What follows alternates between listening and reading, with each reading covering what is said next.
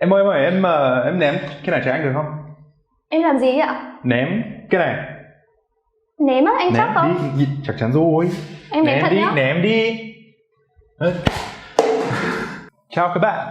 This is going to be our first video in a series teaching pronunciation through minimal pairs, which, sets of two words which are very similar and only different at one particular point. And it's an essential way of teaching sounds, like the different sounds in the language. So for the first video, we're going to be learning about and which are the two kinds of E, one which doesn't have the hat and one which does have the hat, respectively. Let's get started.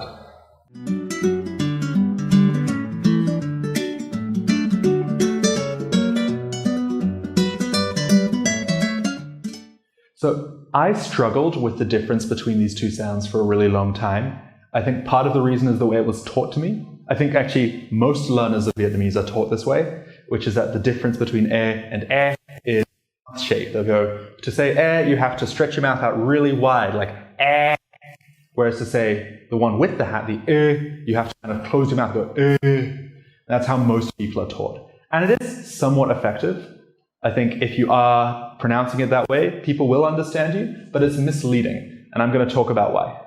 So I think the problem with teaching about mouth shape is it involves a bunch of unnecessary steps, and you're going to get yourself confused. And in reality, when you're calling someone over, you don't say em ơi, that's weird, right? It's just em ơi. It's much more simple than that. And likewise, sometimes I've tried to use bear, and I've said it with my mouth around it, bear. And the person I was talking to, why are you talking like that? And because that's the only way I knew how to pronounce those sounds. What I later realized, though, is that mouth shape is a very small part of it, and you actually don't need to use it at all. The real number one distinction between these two sounds is nasality. How much air comes out of your nose when you speak. In fact, I can actually distinguish these two sounds without moving my mouth at all. I can say and I can say and any Vietnamese person will be able to tell which one's which. The more nasal one, the is the one without the hat, and the throaty one, the non-nasal one, is the one with the hat. To practice, let's start speaking like with a really nasal voice for a moment. Talking like this, like an American. I'm a God-fearing American Christian called John, right? That's what your nose should be doing to get the nasal voice proper. And now try that with the E, the It doesn't sound pleasant at first, but it's good practice. Now, in contrast, the E with the hat is a much more throaty sound. You shouldn't feel any air coming out of your mouth. It's really at your back of your throat, like you're talking like this. You don't have to emphasize it like that so much, but you see the point. It shouldn't be nasally. It should be smooth down your throat. Now, here's a strategy to check if you're doing it right. You have to hold your nose. So with the nasal sound, the E without the hat, if you hold your nose and speak, you should feel the difference. It should sound like You'll feel that in your nose. On the other hand, with the E with the hat, the throaty one, hold your nose, it won't make a difference. That's how you can tell if you're doing it right.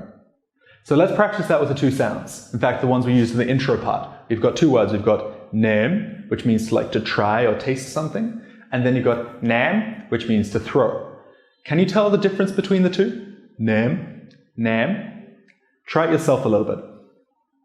Now, one more thing is I don't think that the mouth shape is completely irrelevant. I think there is a slight tendency for Vietnamese people to make their mouth a little bit wider when they're making the E without the hat, the and a little bit thinner when they're making the E with the hat, the But it's not the most important thing. You can get that wrong and still be understood if you get the nasality right. Lastly, there's one more thing. If you can't figure out how to make the and sound with the nasality, there is another option, which is to pronounce the without the hat in like a countryside Nha Quê accent. Because what they do is they turn it into a diphthong. Instead of saying they say air. Instead of saying em ơi, they say em ơi. Instead of saying se, they say sea.